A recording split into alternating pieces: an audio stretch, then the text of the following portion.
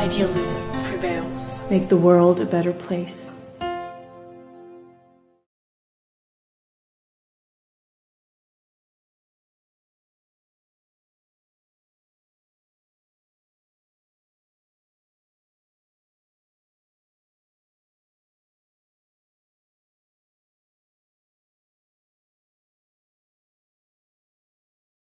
Hello and welcome again. Together with political scientist Professor Mangott and my colleague Sascha Stipsits, we will analyze the situation in Kazakhstan and will check up on what happened in Ukraine since our last conversation in December. And of course, we will have a look at the NATO-Russia talks which took place last week. We'll start with Kazakhstan, maybe some information. In the beginning, it's the biggest country after Russia of the former Soviet Union countries. It's the biggest country in Central Asia. It has more than 30 times the size of Austria, but only twice as many people. Its economy relies heavily on gas and oil exports. About 30 to 40% of the oil that we use in Austria comes from there. And the Austrian company OMV is very active there. The GDP is a bit over 1/3 of the Austrian GDP. And as we heard from the news, it's an autocracy. It was governed until 2019 by former President Nasarbajew, and now his predecessor Toqajew is governing there. And all the fuss started with a rise in gas prices, and then, people started to revolt, and maybe Professor Mangott, we can start from there. What happened then? Or was this really the reason why people revolted? I'd say that the increase in gas prices and petroleum prices was the trigger of an unrest that had been brewing already for quite a while. The situation in the economic and social situation in Kazakhstan is very poor. The economy is in a recession now, primarily due to the pandemic, the corona pandemic. Real wages are going down, inflation is very, very high, and above all, the revenues that Kazakhstan as a state gets from oil, gas, and uranium exports actually is not distributed evenly among the members of the society. But what we have is a small number of people who have enriched themselves enormously, particularly the cronies of former President Nasarbajew and Nasarbajew himself, and people are, of course, upset that the leaders are gaining in wealth, whereas their own social situation is getting poorer by the year. So it was the trigger, but what's interesting is that in some parts of Kazakhstan, particularly in the west, where these protests started, they remain peaceful. But in Almaty, the former capital of Kazakhstan, we had a huge violent unrest by people looting, burning down buildings, cars, and what have you. And this leads us to think that the first arena of the riots is just one of two arenas. The other arena is an elite infighting. It seems that members of the Nasarbajew clan have tried to use the current situation of disappointment, disaffection, and unrest to increase and improve their political position in Kazakhstan. Nasarbajew and his relatives, it seems most likely, have used this situation and have caused the violent unrest in Almaty. So it was an elite infighting that used social disappointment and dissatisfaction to settle scores. Ultimately, however, it seems that Toqajew, the longtime loyalist of Nazarbayev and president of Kazakhstan since 2019, has prevailed. And he has prevailed also primarily due to the support, the military support of a Russian-led defense alliance, the CSTO, the Collective Security Treaty Organization. Could I just ask a question that has, I think, some impact for Russia, not only Russia, but Russia in this situation. I have spoken to some people in Prague who are from the region, and they said that one aspect that is rarely talked about is the situation of Islam and the Muslim population in these countries. Could you say something to that? Because in general, as we know, over the last 2 decades, there have been several terrorist attacks in various places that we don't hear about, in Moscow, famous ones.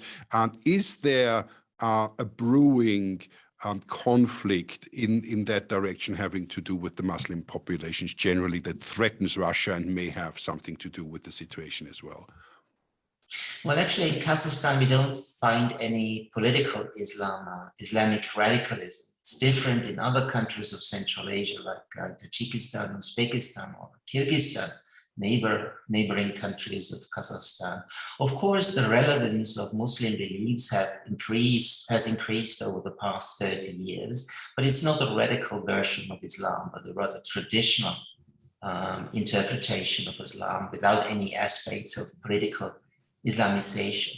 But what we have seen over the past 30 years is that ethnic Kazakh nationalism has been on the rise. And we have seen frictions between ethnic Kazakhs and the strong Russian-speaking or ethnic Russian minority, which makes up about 20% of the population of Kazakhstan. So we do have some frictions between the two people. They are increasing, though I do not expect these frictions to turn into anything like an inter-ethnic conflict in Kazakhstan. This was also one of the factors that Russia had to consider. That Russian troops stayed longer than they have. They are about to be withdrawn in the next 2 days. Then this divide between ethnic Russians and ethnic Kazakhs could have become stronger and more difficult and more dangerous. But as we see, Russia has stationed its troops for roughly 2 weeks, and that's all troops will be withdrawn, as I said, in 2 days. This activity and support from Russia has been seen in Russia as a very successful operation.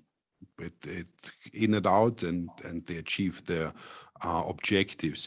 How would you say the majority of the Kazakh population views this? Is the majority, can we expect there to be now a peaceful period, or was this just an intermittent flaring that might go up again rather soon? Well, actually, we don't have any polling data about how the Kazakh population saw the Russian intervention. We still have to wait for that. But it's definitely clear the stabilization that has been achieved over the past days could be only of a temporary nature. If the current leadership of Kazakhstan, if Mr. Toqajew and his government do not actually go ahead with long-needed reforms, political and particularly economic reforms, guaranteeing a fairer distribution of wealth in the country, guaranteeing a more supportive state for the Kazakh population. I guess Toqajew has realized that he has finally managed to stay in power with outside help as well, as I've said, but he can stay in power only if he brings about what he has promised since 2019, namely structural reforms for the country. Otherwise, I think the unrest could reappear, and the whole problem could start from the very beginning. What we have seen so far, however, is that Toqajew has been able to disempower various members of the former leading Nasarbajew clan. So in this regard, he has stabilized his position. Well, Russia was quite happy with the mission of the CSTO to Kazakhstan, because for the first time, the CSTO was engaging on such a mission, and doing so now in Kazakhstan has proved that this alliance is alive and well. The Russians have been careful not to get their troops or troops of other allied partners in the alliance to get involved in clamping down on the protests. What the Russians and other forces have done is only securing strategic infrastructure, but they did not get involved in fighting against the militants on the street, which would have been or could have potentially been very disastrous, because this would have been interpreted, I guess, by quite many Kazakhs as an interference in domestic affairs that they would not want to respect.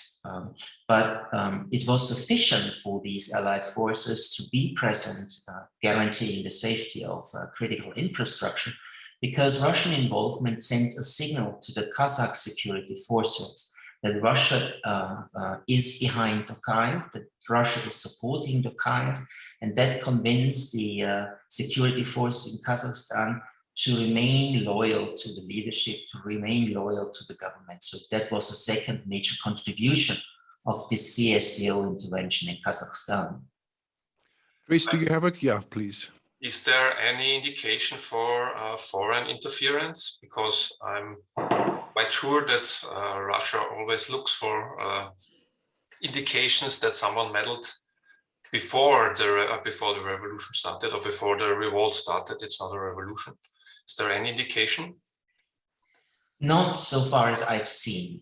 Well, of course, the Kazakh government of Toqajew immediately claimed that up to 20,000 foreign terrorists and bandits, as we call them, have attacked Kazakhstan. So they have portrayed the unrest as something that other countries have organized and triggered in Kazakhstan. However, he has never said which country he is speaking about, and he has never presented any evidence.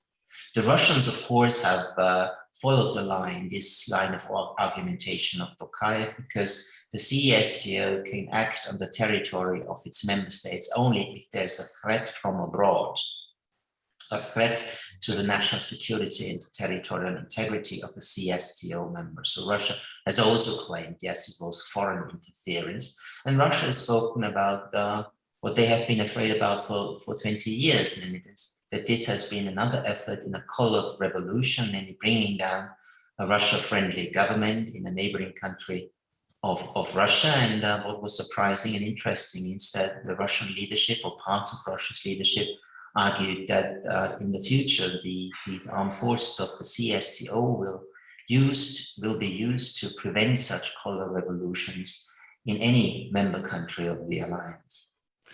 I have one from my side concluding question.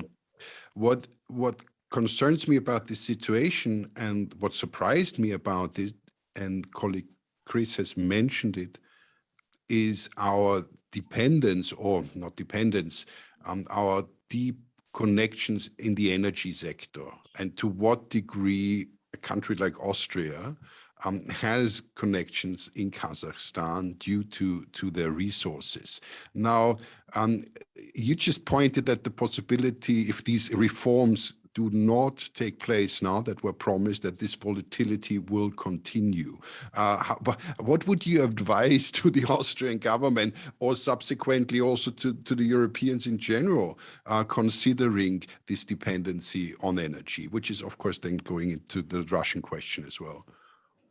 Of course, some normative people in government and in academia or in the NGO sector argue that you should not trade with an authoritarian country. Kazakhstan indeed is an autocracy. However, I don't think this leads us very far, because if, say, Austria stops trading with Kazakhstan, others will trade with Kazakhstan and fill Austria's place. And what is relevant geopolitically for the whole of the European Union, if you put sanctions on Kazakhstan, or if you limit trade or cut off trade, you're pushing Kazakhstan into the arms of Russia and China. And that, of course, is not in the geopolitical interest of the European Union. So cutting off trade is not a solution to anything. It would just be, well, something that pleases a normative attitude to international politics and foreign policy. I don't consider it wise to do so. Thank you. Okay. Well, then maybe we go to the next topic, Ukraine. In December, we already spoke about the conflict, the brewing conflict. Back then you said it's about 50-50 if that this conflict can become a war. What would you say today? Where are we standing today? Well, I think we are closer to a military escalation, because what we have seen over the past week, the talks between Russia and the United States, the NATO-Russia meeting, and the meeting at the Organization of Security and Cooperation in Europe in Vienna, is that what we had expected, the West is not inclined to give in to any of the most important demands of the Russian side for security guarantees for Russia. As we have spoken then, Russia is demanding a lot of things, but basically they are asking for NATO not to expand any further. They are demanding that NATO rescinds its membership promise to Georgia and Ukraine, and it also asks that NATO withdraws its soldiers and its military infrastructure from the territory of East European NATO member states. For NATO, this is unacceptable. Doing so would cause a problem of credibility for the alliance, and of course would weaken all the power and influence that the alliance has gained over the past 30 years by expanding the military alliance. So we have had now these talks, and what the West has tried to do was to offer Russia some concessions in, less important areas, namely arms control and trust-building measures, particularly as far as military exercises are concerned. But the Russian side has made clear that these are issues of secondary importance, and they want a response by the West to the demands that I've mentioned a couple of minutes ago. And the Russian Foreign Minister Lavrov has said the Russians are expecting such a written response very quickly, within a week. So what does it tell us about the chances for a military escalation in Ukraine? Well, if the Russians don't get their will, say if Putin actually does not succeed with his foreign policy initiative, then of course he is in a difficult situation. What will he do next? Will he say, well, I've tried my best, I did not succeed, so okay, let's close this dossier, which of course will mean that he loses face both within Russia and abroad? Or will he then be forced to respond in an escalatory manner? And this could as well be a cyber maneuver or a cyber operation by the Russians, which would be the mildest form of escalation, up to a large military escalation on the territory of Ukraine. And so today I would say the probability that we will see some form of military escalation by Russia against Ukraine is now at about 75%. Okay. You up me by 5%. That scares me a little bit, I have to say. So I go with you on that.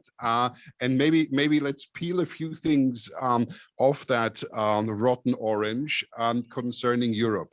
The couple of interesting things that I've been following is, for example, the Ukrainians seem to be rather upset with the Germans, because the Germans have been continuously refusing to send weapons. Is that's really for me interesting. Do you think the Germans can continue that and will continue that? And by doing so, that again has something to do with the German-Russian connection due to energy? Are the Germans trying to stay out of it as best as they can? With the new government, I think they will change. Yeah, well, that's a good question. Yeah, but so far they have not been complied with the Ukrainian demands. Actually, there's no united position of relevant German political parties. The CDU, CSU, the former Chancellor's party, is now arguing for delivering lethal weapons to Ukraine for defense purposes, as they argue. While they were in government, they were opposed to such an idea. So you quite frankly see how positions change if you're in government or if you're out of government, because the situation in Ukraine has not changed over the past months. So there's no argument to bolster the change in the position of the CDU-CSU, but the German government itself is divided. Already during the election campaign, The co-leader of the Green Party, Mr. Habeck, has argued after a visit to Ukraine that Germany should send lethal weapons to Ukraine to help it defend itself against continuing Russian aggression. And also the Liberal Party, the FDP inside the government, is close to this position of delivering weapons. The SPD, the party of the Chancellor, however, at least most of the members of the leading bodies of the SPD are opposed to sending weapons. But on this position, of course, the pressure on SPD is on the Social Democrats is growing inside the government, outside the government, and particularly from abroad, from other NATO allies and the United States. We have to see that the Chancellor Scholz will be steadfast on the issue and will prevail within the government. It will be very difficult for him. Of course, sending lethal weapons to Ukraine would further strain the already difficult relations between Germany and Russia. And the SPD in the government is already under pressure by its coalition partners to stop another very relevant project, namely the gas pipeline between Russia and Germany, Nord Stream 2. This is domestic pressure that is mounting on the Social Democrats. There's a lot of pressure from abroad, particularly from the United States. The European Union and the West in general has always criticized Russia for using gas relations, gas trading relations for political reasons. Now it's the other way around, because what the Western position is now, and the German government has to be convinced about it, is that the West argues as a deterrence element vis-a-vis Russia, that if Russia escalates in Ukraine militarily, then Nord Stream 2 would be stopped, and there will not be a conclusion of the certification process for this gas pipeline.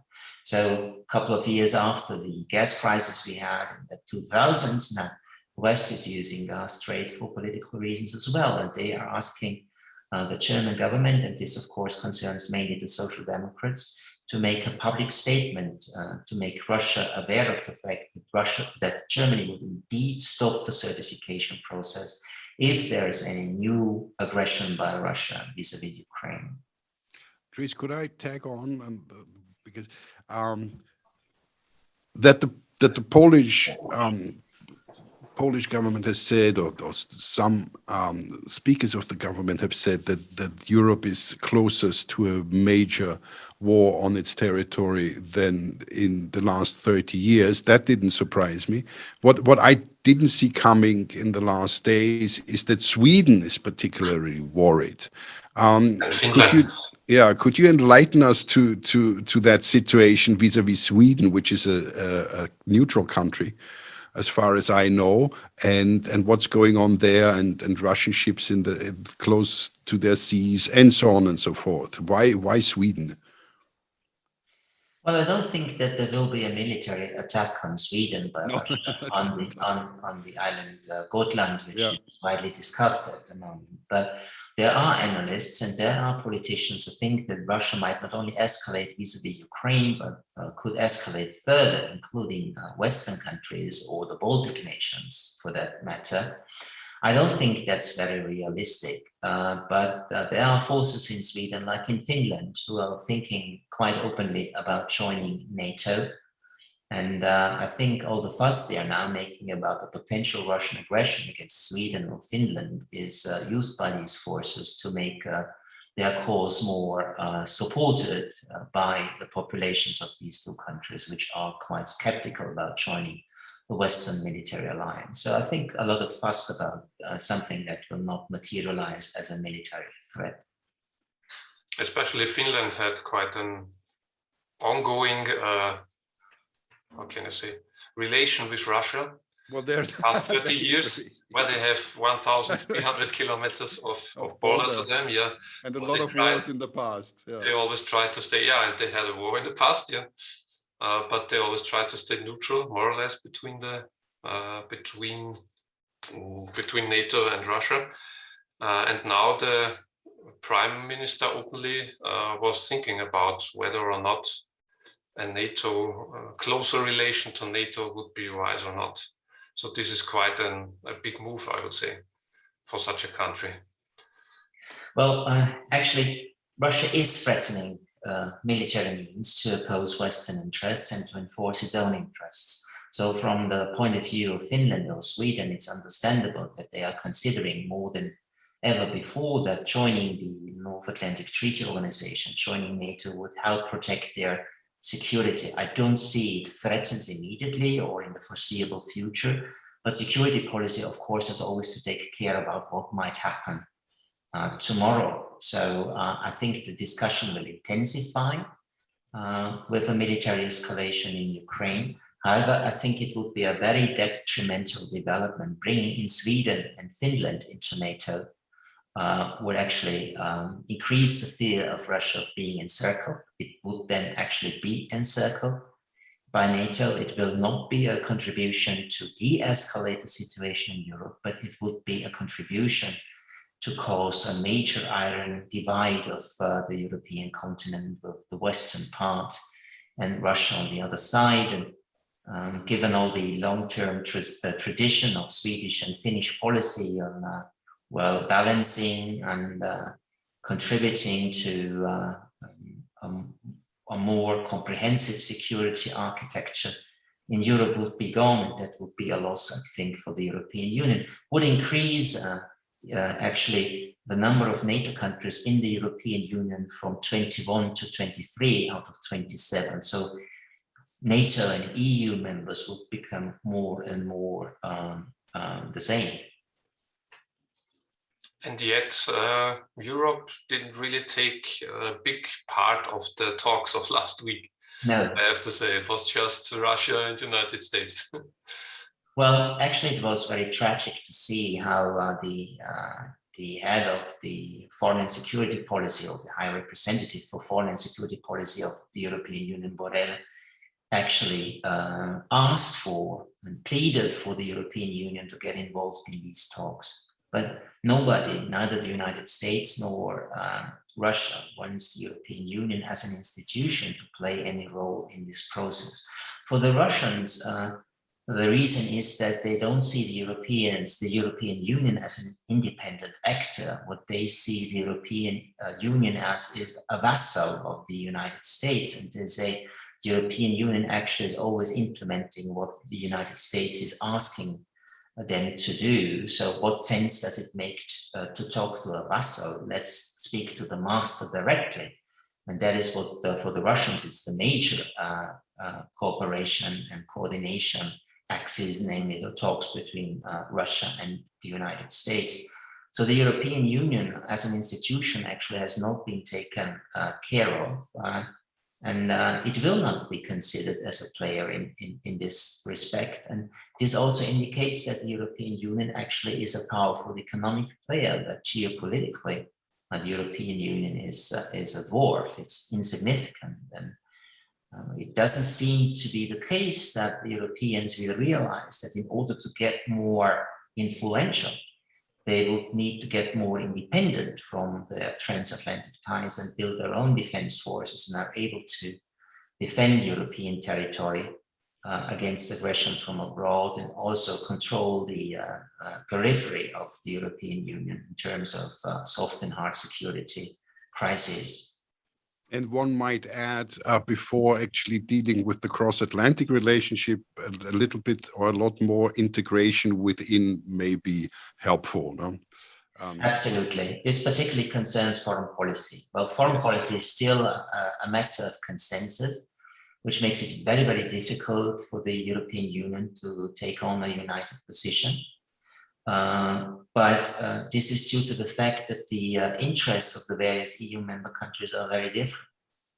The Eastern Europeans, the Poles, the Romanians, the Baltic nations are very eager to have the European Union take a tough position on Russia, whereas Germany, Italy, France are still in a position where they want to argue for sort of mediation and dialogue. And other countries like Spain and Portugal are not interested at all in this Eastern Europe security issue. And with such diverging interests, which we don't have only vis-a-vis Russia, but vis-a-vis other foreign policy issues and crises as well, it's very difficult to find a common position. And as long as this is the case, then the European Union will be as helpless as it has been over the past 15 to 20 years. If the recipe for changing this is majority decisions in foreign policy, however, is also not very, very clear, because you might, of course, get common positions more quickly if there's a majority decision on these issues. But what will other countries who are opposed to the majority decision do to undermine the position taken by the majority? So if majority decision-making is indeed the solution to the current problems of foreign policy decision-making in the European Union, is not all clear.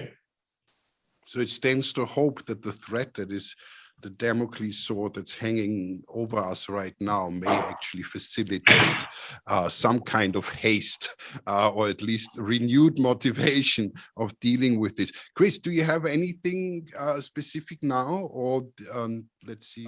Just one question, because it doesn't really get into my mind. What is Putin really winning if he's escalating? I mean, the army will start a war, whatever, but what is he really gaining? Apart from to the inside, to showing his own people that he's a strong leader. I mean, there's not really anything to gain for him, is there, in the long run? Well, that's a very important question. I think that the Russian initiative taken by Vladimir Putin is a mistake. Well, if they do militarily escalate, well, they of course can demonstrate their military power. Yeah, of course, destabilize the Ukrainian government of President Zelensky.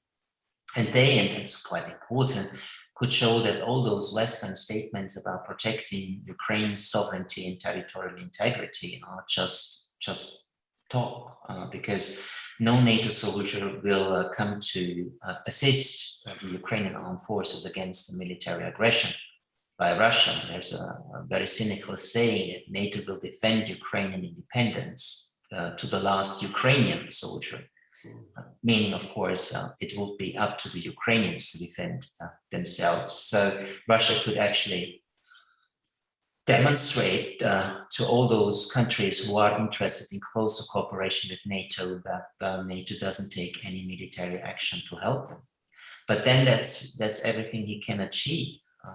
But there are very important costs to such action, not only the sanctions that have been threatened vis-a-vis Russia, economic and financial sanctions, like cutting them off from SWIFT, from putting sanctions on their loans that they are taking abroad on the primary and the secondary market, the stop of exporting certain consumer technology to Russia, and several things as well. So this will hurt and damage the Russian economy very much, which is in recession, has been in recession for 2 years now, particularly during the corona pandemic. The social situation in Russia is also quite difficult. Real wages have gone down by 12% since 2013. Inflation is increasing, so people in Russia are dissatisfied with the development of their own household, with their own personal income situation. So if sanctions do hurt the Russian economy even more, then the pressure on the government in Russia by the people will increase. And I think this will also be the case because I don't think that the majority of Russians is actually pleased to see Russian military action against Ukraine. The argument that Putin is seeking to cause or trigger a new foreign policy crisis to bolster his image at home is not a very valid argument. Putin's portrait has been between 60 and 70% over the past 4 years, and it's not likely to decrease, and that's a sufficient support rate for Vladimir Putin. So for domestic reasons, he doesn't need military escalation. Actually, the domestic setting could become more unpleasant for Putin if he does. But besides the sanctions, there will be also another cost for Russia. The West has already announced that if Russia escalates militarily, in whatever form, Western forces in East European NATO member states will increase, and the Western military infrastructure will increase in those countries, which actually will bring potentially more threat to the Russian border than we have actually now. So actually, I do not very much understand why Putin is doing this. he of course knows that his demands will not be realized. The West will not actually give in on those demands for security guarantees. He can militarily escalate, but the costs will be enormous. And I don't see that the benefits will be higher than the costs. There is an aspect, may I, that I found fascinating. You just mentioned the probable or possible exclusion of Russia from SWIFT, the bank exchange system. Now, I discovered that Russia and China have come up with their own SWIFT, the SPFS. I'm not going to do the Russian name now, but it's a similar system set up parallel. But only, I think, like 15% of those who joined it are actually using it. But it shows something very interesting, which I 10 years ago would not really have expected at all. With the upcoming China-Russian talks, could there be a scenario where there is an alliance that is strengthening between Russia and China vis-a-vis the West, so that we have a situation with all this Southern Sea, China situation, and Russia actually be getting closer to each other. And this situation now is also a little bit of signaling, a step forward in provoking the West. Could that be? What do you say about the China-Russian talks that are coming up, or that are constantly happening, but official ones are coming up? What is this new friendship all about, or possible friendship? Well, this relationship has been strengthening and deepening for the past 15 years, and particularly since 2014, after the annexation of Crimea and Western sanctions on Russia and the West's effort to isolate Russia politically and diplomatically. The relationship has deepened a lot, with Russia being more dependent now on China. If Western sanctions go ahead as announced, then Russia would become even more dependent on China, which actually is something that I do not see as a benefit for Russia, because the Russians have always been very proud of their ability to remain sovereign and have freedom of action and decision. If they move closer to China even more, then that sovereignty of decision-making will decrease a bit. But definitely we would see another step in strengthening the ties. I don't expect a military alliance to be formed, but there's a close military cooperation between the two. There are common political and diplomatic positions, and there is, of course, the trade between the two countries, which is relevant to both of them. So we will see, yes, definitely a further alignment of Russia and China, not a military alliance, because the Chinese have no interest to get entangled in Russian potential military conflicts and the other way around.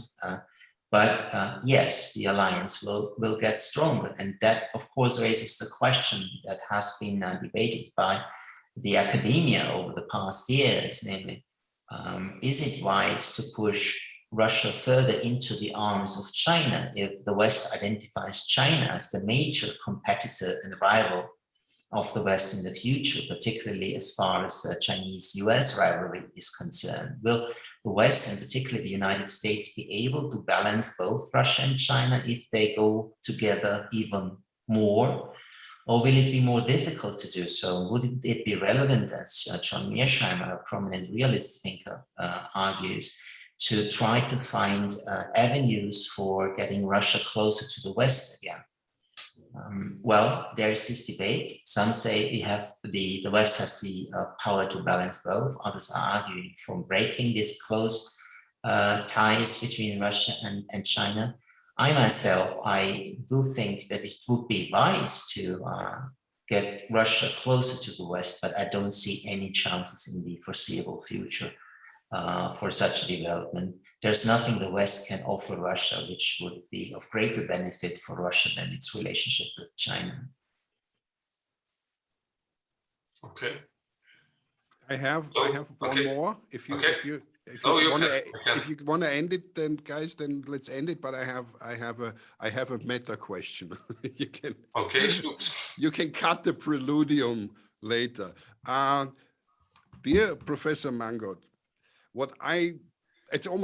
it's not entertaining when the drums of war are sounding, but at the same time, there's a dynamic. and anyone who's ever been concerned with politics and has a passion for it, this dynamic is similar and has been similar at least since Rome, at least since it's been well documented, and it has a lot to do with lying, or we could say propaganda that works internally on the populations in the respective countries, and then there's what is going towards the outside. But the reason why I'm saying this is Dmitry Peskov, the speaker of the Kremlin, said, I think only yesterday, that they would never attack. Only a mad person could imagine Russia taking military steps, but they would absolutely immediately retaliate against any adverse move against Russia. Now, is there any chance that we will ever know, or where do you go as an expert for the sources? Because media apparently cannot be trusted, for what is going on now. So there's been news in the US recently. There have already been cyber attacks. There's been this very special attack apparently in the Ukraine already. So that is giving us pause and saying what's going on. The Russia at the same time is saying this is happening against them. So the long and short of the question is, can we know, and it might be only academic after the fact, but can we know who is doing what now? Is everyone provoking everyone, or is there a clear side that is currently trying to provoke a military situation? Well, it's very difficult because we, as you have said, have propaganda on all fronts with all the parties involved in this crisis. And of course, there's a lot of Russian propaganda. And if Peskov argues that Russia does not have any plans to launch military aggression against Ukraine, and the question is, what would be the military technical response that Putin has announced last December if the West does not actually accept Russian demands? So what kind of response will we see against which country? Isn't it very likely that that response will affect Ukrainian territorial integrity? But as you said, a lot of propaganda. Honestly, as an expert, we can try to have as many sources available, many sources of information available to come to a conclusion. But at the end of the day, it's always educated guess. It remains speculation. It would be honest, and I want to be that honest, to say that actually we don't know. Experts don't know what Russia will do. The United States doesn't know what Russia will do. Only the Russian leadership, and I think only a very small group of people in the Russian leadership do know what could potentially happen if these talks between Russia and the West fail, which is most likely at the moment. So we don't know a lot of stuff about this crisis, and there will be an element surprise for all of us. So what an academic analyst can do is only to use the experience he or she has on Russia and the region, and analyze the public statements and the actions taken on the ground, and use all the sources one has established, in this case with Russian politicians, diplomats, and bureaucrats, to get at least some information about what might be the case in Ukraine after the failure of the talks. Thank you. So I hope we don't have to dust off our fallout shelters, and yeah, I hope next time we meet, we're down to 50-50 again. Let's hope so. Hopefully, yeah.